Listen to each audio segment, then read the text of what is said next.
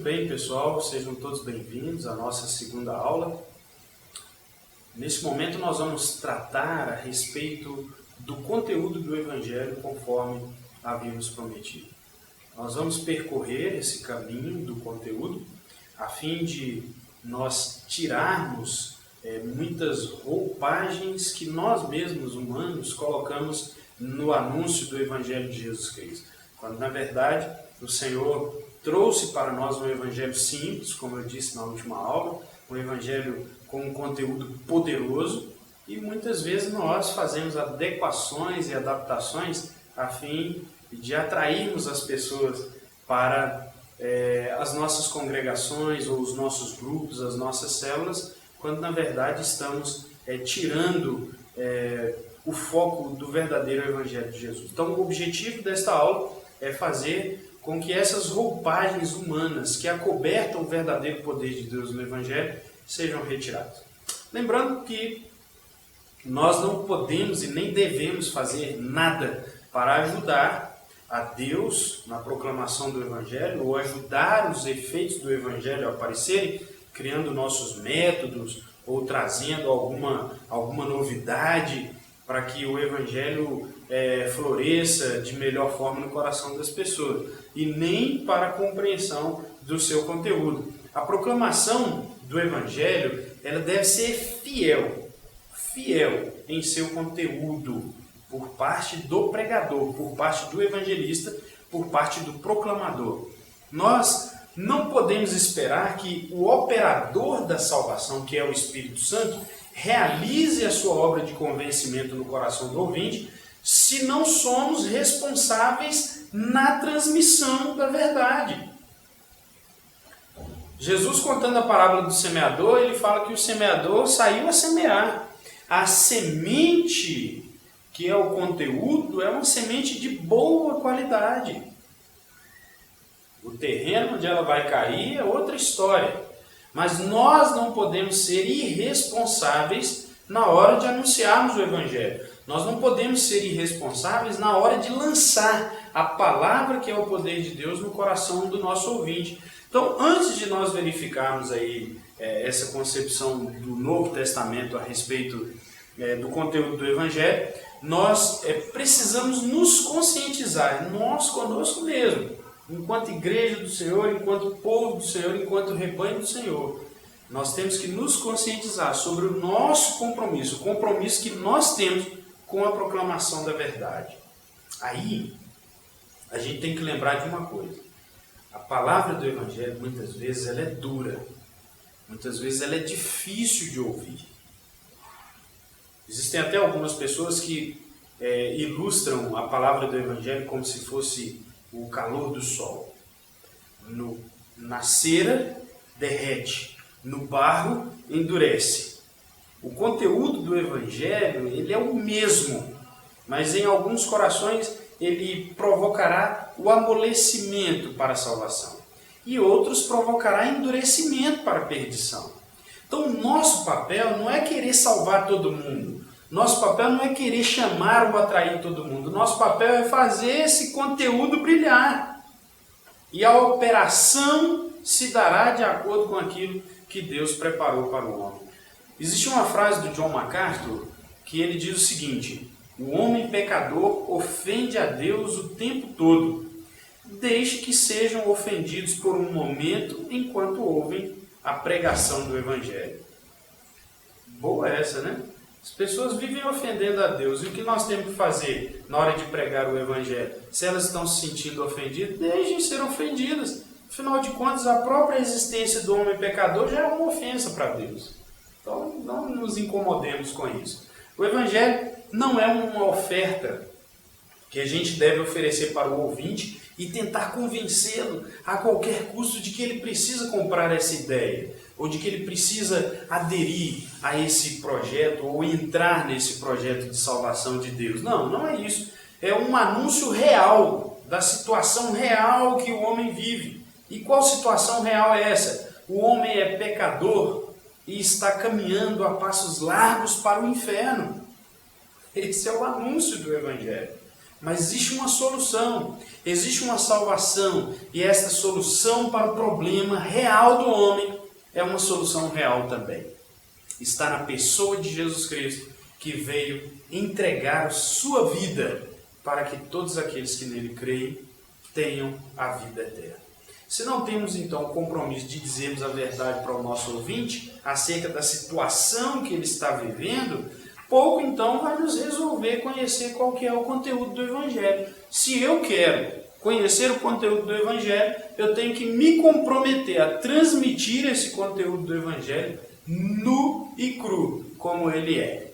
E você está disposto a fazer isso?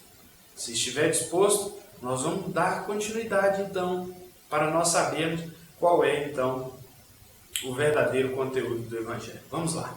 Em primeiro lugar, temos que sempre lembrar, o Evangelho, ele começa numa palavrinha chamada arrependimento. Não existe perdão sem arrependimento. O pecado do homem só pode ser perdoado se ele se arrepender. Deus não perdoa ninguém que não esteja arrependido. E se não está perdoado, não está salvo. E se não está salvo, está condenado. É simples assim. Portanto, o Evangelho começa no arrependimento. Só para a gente ter uma ideia, Cristo iniciou o seu ministério, Marcos capítulo 1, verso 15, anunciando o arrependimento. Antes dele, João Batista, o seu precursor, anunciava também o arrependimento. Tanto que no batismo de João ele dizia: eu vos batizo com água para arrependimento, mas virá um após mim, cujas sandálias não sou digno de desatar, e ele vos batizará com o Espírito Santo e com fogo. O papel do Evangelho inicia-se no arrependimento. Em Lucas capítulo 24, verso 47, o evangelista diz que em nome de Cristo os discípulos devem pregar o arrependimento e remissão de pecados em todas as nações, começando por Jerusalém. Então, vejamos um pouquinho agora desta palavra arrependimento e o quanto ela é importante na proclamação do Evangelho. Vamos começar então definindo o termo desta palavra arrependimento. Arrependimento, no grego, vem do termo metanoia, que significa mudança de pensamento, mudança de mentalidade, mudança de sentimento. Esse é o significado do termo arrependimento. Diferentemente de outro termo grego, que é o metamelomai, que significa remorso, tá? Sentimento de culpa. Então, o arrependimento ele pode até ter o seu início num sentimento de culpa, de remorso, mas ele não para por aí. O termo metanoia ele indica que aquilo que dói no coração sobe para a mentalidade a fim de ser expressado por meio de ações que se tornam diferentes. Essa é a ideia do termo metanoia. Diferentemente desse outro termo, metamelomai, que significa apenas o remorso ou a dor no coração por algum mal que foi causado ou em si mesmo, ou em alguém, ou no outro. Nesse termo tão importante no evangelismo, quando nós falamos a respeito disso, o ouvinte agora vai querer saber se o arrependimento é o primeiro passo para o evangelho. O que é arrependimento? Já definimos, que é uma mudança de mentalidade, de comportamento, uma mudança de mente, de sentimento. Mas o ouvinte vai querer saber, arrepender-se de quê, afinal de contas? É claro que para nós está muito claro, né? O ouvinte ele tem que se arrepender do seu pecado. Isso é óbvio para a gente. Mas existem questões que são anteriores a isso. Por exemplo, o que é pecado? Como ele veio à existência? De onde esse pecado surgiu? Quais são as consequências do pecado? Qual que é a cura para esse pecado? Porque se o indivíduo ele vai se arrepender, ele precisa saber arrepender de quê? À medida que ele descobre que ele precisa arrepender-se dos seus pecados, ele vai saber, mas de onde esse pecado veio? Como esse negócio veio parar em mim? E por que hoje, eu sem saber de nada, eu sou chamado de pecador pelos crentes? Então é necessário que nós tracemos o percurso desse ouvinte pecador, a fim de que ele reconheça a necessidade de arrependimento. Então, mesmo antes de tratar sobre o pecado, uma proclamação completa do Evangelho, ela começa na criação. Como? Na criação. A criação é a obra perfeita de Deus. É a obra maravilhosa de Deus que também declara a sua glória desde os céus, conforme está escrito no Salmo de número 19, verso 1. Os céus declaram a glória de Deus e o firmamento anuncia as obras de suas mãos.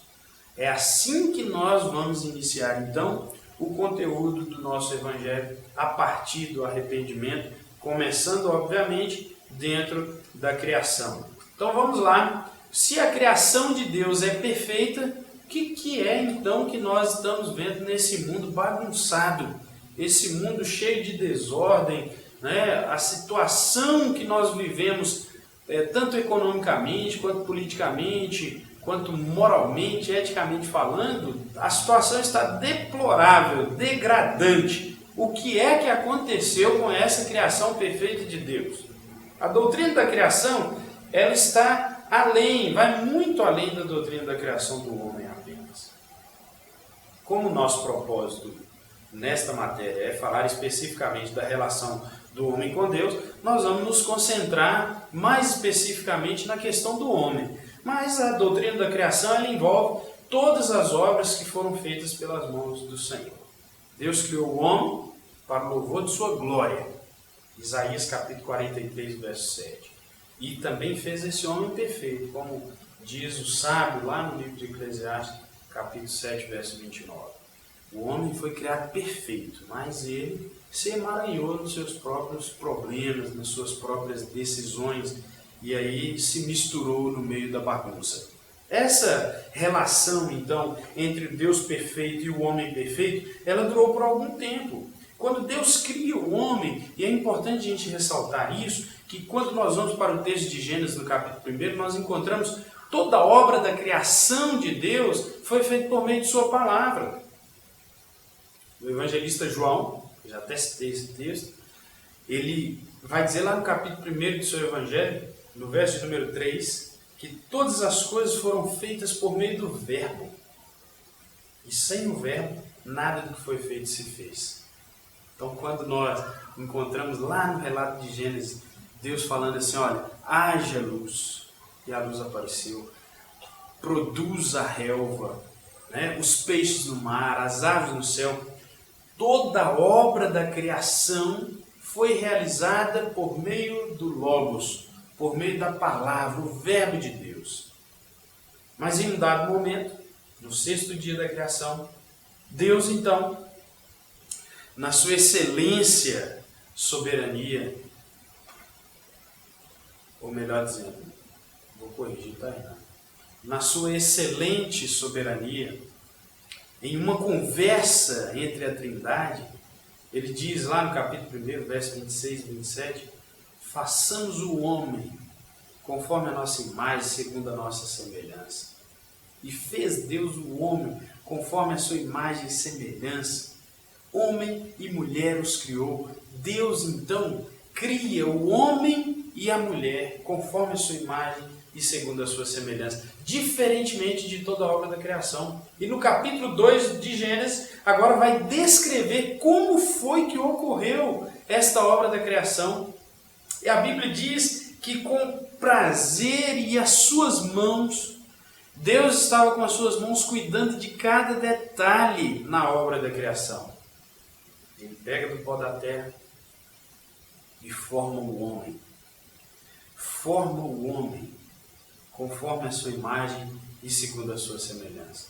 Se nós observarmos isso de um ponto de vista ainda mais soberano da parte de Deus, ele formava mãos com os dedos que iriam segurar o martelo para ferir ao seu filho. Deus formava ainda este homem com um coração para que futuramente guardasse um sentimento rancoroso a ponto de crucificar o seu próprio filho. Mas Deus criou este homem conforme a sua imagem, segundo a sua semelhança, por meio de sua obra redentora, obra de suas mãos, já pensando na obra redentora, por meio da obra de suas mãos, ele constrói, ele cria, ele forma este homem, chamado Adão. E este homem recebe agora o sopro do fôlego de vida. E a Bíblia diz que ele passou a ser alma vivente. E essa alma vivente fazia o quê? Tudo que Deus havia determinado que ele fizesse ali no jardim. Ele era o lavrador daquela terra. Ele cuidava de tudo. E Deus visitava este homem todos os dias. E eles tinham uma relação de comunhão, uma relação de responsabilidade. Então Adão, ele não apenas tinha comunhão com Deus, um vínculo de relacionamento estreito, como ele também tinha responsabilidades com as questões da criação que Deus havia delegado para ele. Então, essas responsabilidades, normalmente nós chamamos isso de mandatos criacionais, que aí eles estão divididos em 3.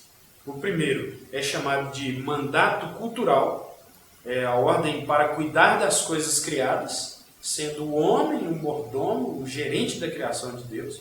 O segundo é o mandato social, que fala do relacionamento do casal e sua família. E em terceiro lugar é chamado de mandato espiritual, que fala do relacionamento do homem com Deus, que o visitava pela viração do dia para ter comunhão com ele, e que incluiu a ordem de obedecê-lo, não comendo o fruto da árvore do conhecimento do bem e do mal.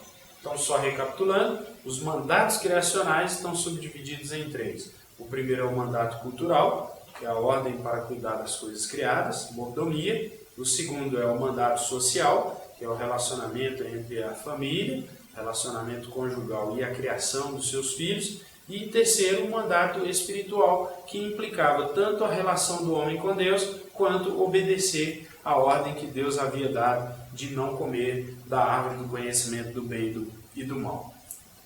Deus todos os dias o visitava. A Bíblia diz que a visita de Deus ao homem acontecia na viração do dia. Isso significa no fim do dia. Deus visitava o homem a fim de conversar, de se relacionar com o homem. Nessa responsabilidade cultural, o que o homem fez ao ser criado? Ele deu nome a todos os animais, né? Declarando assim a sua autoridade e ordem. Declarando a sua autoridade sobre a ordem animal. Cultivava e protegia o jardim de Deus, que Deus havia plantado para ele, e mostrava assim que ele imitava a Deus e o seu trabalho. O trabalho para o homem era gracioso, era prazeroso. Essa ideia de que o trabalho é consequência do pecado, isso é uma ideia maldita, irmãos. Isso não é de Deus, não. O pecado, ele trouxe a fadiga para o trabalho, mas o trabalho ele é antes do pecado. Ele é uma ordem dada por Deus, mas o que o pecado trouxe para o trabalho foi a fadiga, e não o trabalho em si. Né? Para depois dizer, olha, agora eu converti, agora não preciso trabalhar mais não, que eu voltei às origens da criação. Na verdade, não existe isso não. Na criação, nas origens, ainda no Éden, Deus responsabilizou o homem para que fosse mordomo e cumprisse com os seus compromissos ali dentro do jardim. E aí, depois do pecado, houve a fadiga e a terra passou a produzir coisas que antes não produzia para cansar ainda mais o trabalho do homem. Ao ser dado por Deus um sono pesado ao homem, Deus lhe retira uma de suas costelas e cria agora a sua mulher. Adão, então, ao contemplar a sua esposa, ele dá a ela o nome de mulher, né? Mostrando assim agora a sua autoridade sobre ela em Gênesis capítulo 2, verso 33. Gênesis capítulo 2, verso 23, mostra isso para nós, que o homem agora passa a exercer a autoridade sobre a sua mulher. Agora, em sua família, ele deve exercer o mandato social, que é cuidar de sua casa, procriar, divulgar a glória de Deus para os seus filhos, para a sua família, e fazer com que a família crescesse conforme a ordenança divina. Então, agora, homem e mulher criados, estão vivendo juntos no jardim em perfeita harmonia, um com o outro e também com Deus. Viviam então o homem e a mulher para a glória de Deus. E havia uma responsabilidade sobre eles, que era a responsabilidade moral, o mandato moral, que era não comer do fruto da árvore do conhecimento do bem e do mal. Uma vez que foram tentados, né, nós não vamos entrar aqui em todos os detalhes da tentação do homem, nem da queda do homem, mas o que a gente pode entender é que, posteriormente, através da revelação deixada por Jesus em Mateus capítulo 4 e também em Lucas capítulo 4, nós vamos encontrar que o único meio de vencer as tentações propostas pelo diabo é utilizando-se da palavra de Deus. Apesar de sabermos também que o próprio Satanás fará uso da palavra de Deus contra nós. Foi assim que ele fez com Eva, né? Quando ele pergunta, não é assim que Deus diz? E ele também vira para Jesus, depois na tentação do deserto, e diz assim, está escrito, aos teus anjos dará ordem a teu respeito. Ou seja, ele faz citações daquilo que Deus fala, a fim de convencer o homem de que a sua proposta também é de Deus.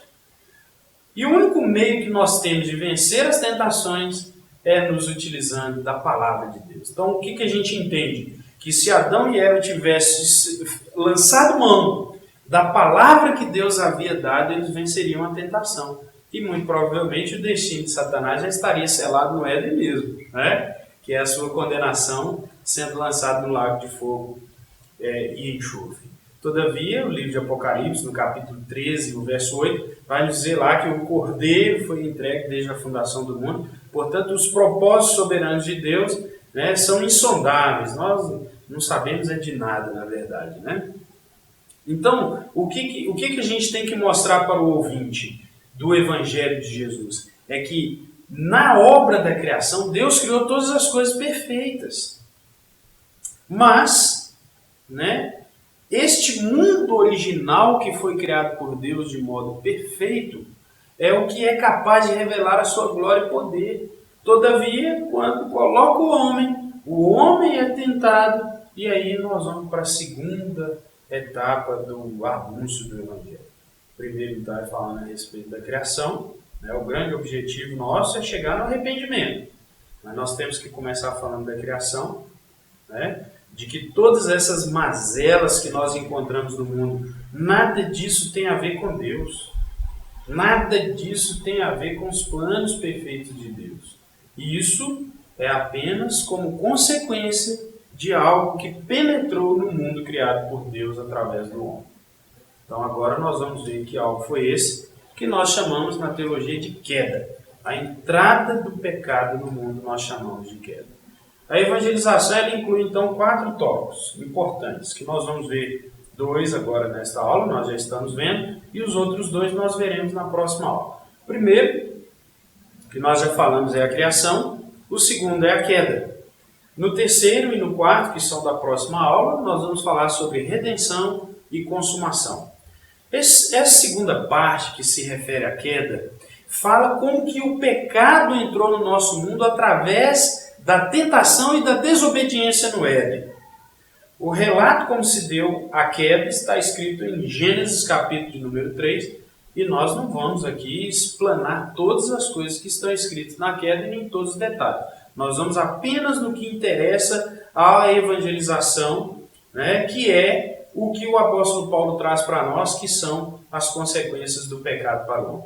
Antes da gente falar das consequências do pecado, a gente precisa pegar um termo para definir essa questão do pecado. Antes da gente falar lá do que esse pecado trouxe de consequências para o homem, nós vamos pegar aqui um termo em hebraico e vamos pegar um termo grego que basicamente os dois têm o mesmo sentido, para a gente conseguir chegar lá no projeto de salvação de Deus. É importante a gente lembrar que em todas as gerações da humanidade sobre a Terra, o homem sempre tem se esquivado de assumir a sua pecaminosidade. Aí, teologicamente brincando, vamos até colocar essa expressão, algumas pessoas se referem àquela brincadeira do ovo ou da galinha, fazem uma brincadeira agora com o pecado, dizendo assim, o homem peca porque é pecador, ou o homem é pecador porque peca. Quando a gente faz essa brincadeira para pensar a respeito do pecado, nós temos que nos lembrar que quando o homem peca, ele assume uma natureza pecaminosa que está impregnada em si, e esta, por sua vez, é transferida a toda a humanidade. Então, eu coloquei essa brincadeirinha, porque daqui a pouco nós vamos falar a respeito de como isso traz de consequência para o pecado no singular e pecados no plural.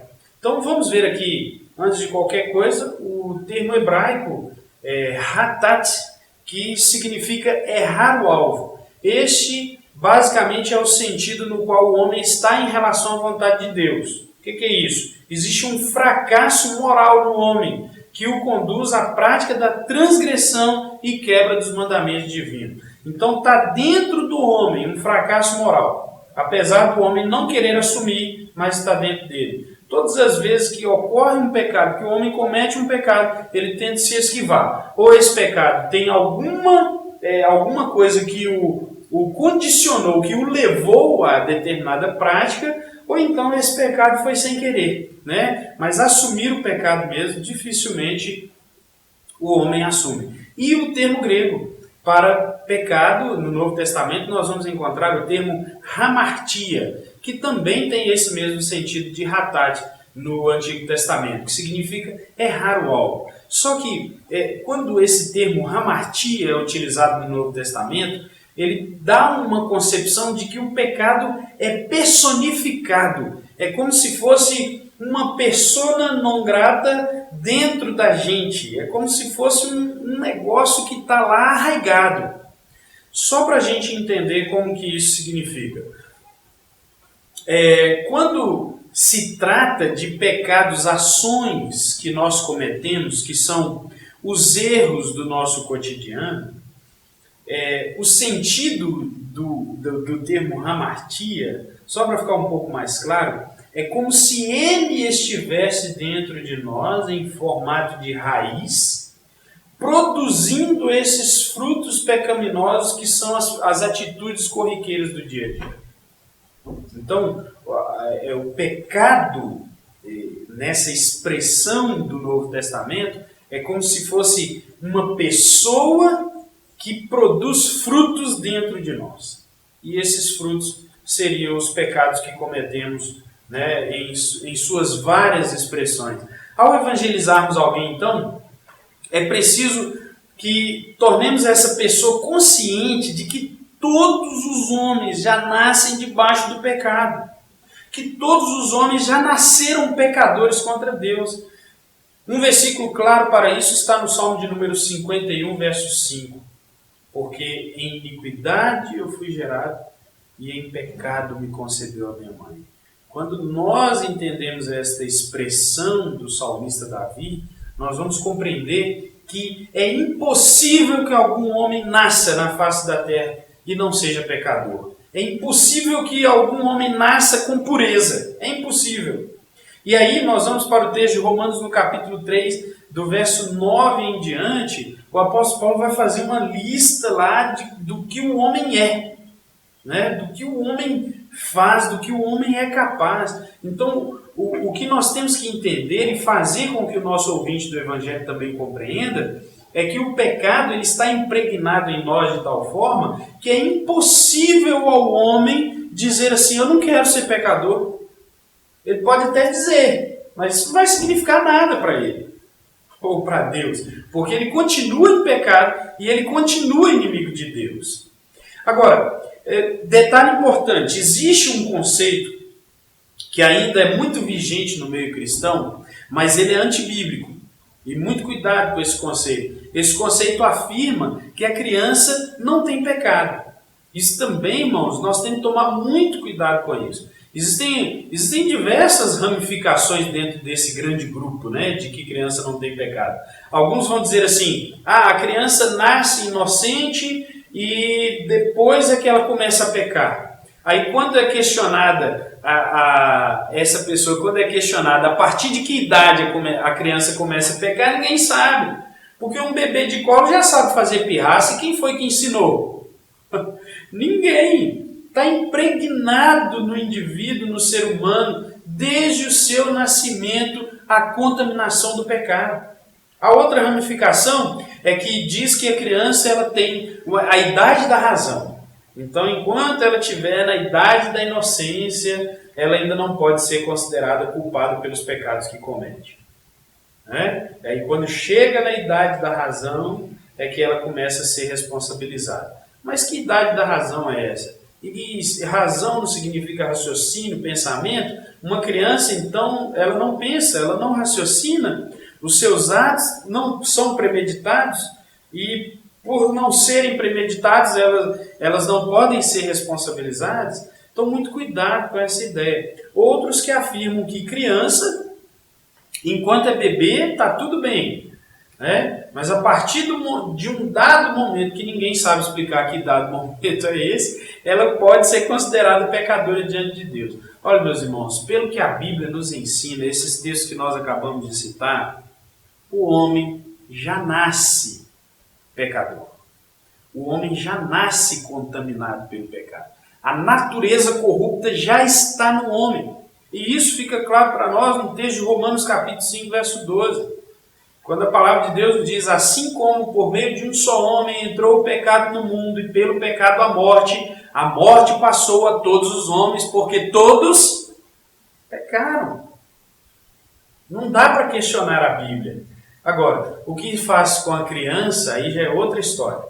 Aí já é outra matéria, já é outro conteúdo. Se a criança vai para o céu, se não vai, quando morre, o que acontece, para onde ela vai, os destinos. Isso aí é outra disciplina, eu deixo para outra pessoa responder isso para vocês. Agora, o fato é que todos nascem pecadores e, se são pecadores, são inimigos de Deus. E precisam de salvação. Necessitam de salvação. O testemunho bíblico já prega contra o nosso pecado, desde que nós nascemos. E também a experiência nos comprova isso. Porque para fazer coisa errada, ninguém precisa nos ensinar. Agora, para fazer a coisa certa, é que nós precisamos de ajuda. Tá certo? Agora nós vamos falar finalmente sobre as consequências do pecado, para a gente fechar a nossa aula desse momento. A principal consequência do pecado está escrito lá em Romanos capítulo 6, verso 23. Porque o salário do pecado é a morte. Então a morte é a principal consequência do pecado. E quando Deus disse para Adão, não coma do fruto da árvore do conhecimento do bem e do mal, porque no dia em que dela comeres, certamente morrerás. A gente fica pensando, nesse momento, Eva sendo seduzida pela serpente, toma do fruto, come. O verso 6 lá de Gênesis 3 relata isso como se fosse uma rapidez, né? Tomou, comeu, deu ao seu marido, ele também comeu, e etc e tal. Nós, talvez se pensássemos que Adão olhou para a situação de sua mulher, ela não tinha morrido, comeu do fruto, mas não morreu. Que morte era essa? Esta morte é que nós temos que explicar para o nosso ouvinte. O ouvinte do Evangelho precisa entender que, como consequência, o pecado ele não trouxe apenas a morte física, mas, sobretudo, a morte espiritual e, principalmente, a morte eterna. Principalmente a morte eterna. A morte espiritual porque o homem fica separado de Deus. Isaías capítulo 59, verso 2, está escrito isso lá. Porque são os vossos pecados que causam separação entre vós e entre mim e ti, diz o Senhor. O Senhor diz que é por causa do pecado que nós nos separamos de Deus. A morte física, porque o pecado vai deteriorando a nossa biologia. Nós vamos nos degradando fisicamente. E a morte eterna, porque no céu não pode entrar pecador, se ele não for antes redimido pelo Senhor. Capítulo 5 de Gênesis foi escrito de forma curiosa. Quase todos os versículos lá terminam com a expressão, e morreu fulano de tal, mostrando que a palavra de Deus é séria e, como consequência, o pecado trouxe a morte para o homem. Entretanto, o homem não imaginava, lá no Éden, o que lhe aguardava depois da morte física, assim como muitos hoje estão vivendo sobre a face da terra e não tem noção do que lhe aguarda depois da morte física. O homem não imaginava que no pecado está debaixo da ira de Deus. Nós temos que mostrar isso para o homem pecador. Assim como o dilúvio também mostrou, que é por causa do pecado que a ira de Deus vem sobre o mundo. Esta verdade da vida após a morte foi retratada especialmente com Jesus, em Lucas capítulo 16. Lá ele conta uma parábola muito conhecida para nós, que é a parábola do rico e do Lázaro. Eu sei que vocês já devem conhecê-la, mas se ainda não conhecem ou se querem reforçar, abra sua Bíblia e acompanhe a leitura desta parábola do rico e o Lázaro. Lá vai nos relatar uma história muito importante a respeito do que acontece com o homem depois que ele morre. A expressão lá é clara. O indivíduo morreu, ele era temente ao Senhor, ele era justo diante do Senhor, foi para o seio de Abraão. O outro, que não era justo diante do Senhor, já foi para um lugar de tormento. Significando que após a morte não existe esse negócio de sono da alma, o indivíduo fica lá dormindo, aguardando o soar da última trombeta para ele acordar, não. O indivíduo, depois que morre, ele já recebe, já começa a receber a recompensa da sua decisão enquanto vida. Esta é a verdade que nós temos que mostrar como consequência do pecado. Que o rico, ao morrer, ele foi para o lugar de tormento e era um já de modo definitivo. E ele reconhecia tanto isso, que na parábola, hora nenhuma, ele pede ao pai Abraão para trazê-lo de volta. É o contrário, ele pede para tentar voltar, para alertar os seus familiares para que também não cheguem ao estado que ele chegou. Mas para sair de lá ele não pede. Por quê? Porque ele reconhece que ali está a verdadeira paga pelos seus atos, pelo seu pecado. Evidentemente, a queda não trouxe como consequência só a morte. Tá? Como nós já falamos, a morte física, a morte espiritual e a morte eterna. Mas ela trouxe também outras tragédias que acontecem no mundo. A criação, de um modo geral, foi afetada e foi danificada pelo pecado do homem. Por quê? Porque Deus sujeitou a criação ao homem.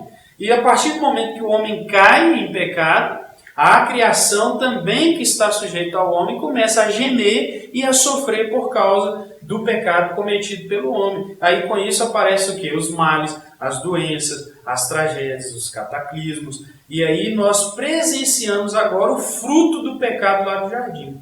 Esse também é um fator importante para o ouvinte do Evangelho, para ele entender que os males existentes nesse mundo não são por causa de Deus, ou porque Deus não está nem aí para o mundo, ou porque Deus não está nem aí para a sua criação, ou porque Deus não existe, não é nada disso. E sim por causa da consequência do pecado do homem.